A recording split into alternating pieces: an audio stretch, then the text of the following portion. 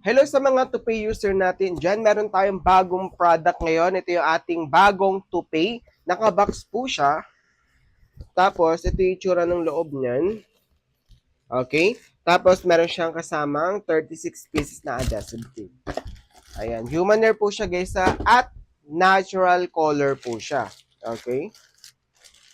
Ayan. Meron siyang hairnet. Tapos, meron pa siyang ganto. Ito guys, yung human hair na to is natural color po siya. Ayan, nasabi ng seller, pwede mo siyang kulayan. Ito yung itsura ng ilalim niyan. Yung anit niyan, yan po. Napakaganda. Yan, try natin sukatin kung medyo mahaba yung buhok. Ganyan po yung buhok niya. Ng size ito, 16 by 18 guys ha. Human hair na po ito. At natural color, pwedeng kulayan. Napakaganda guys, medyo mahaba. Kahit anong gusto niyo hairstyle, pwede dito sa tupay natin na bago. Okay?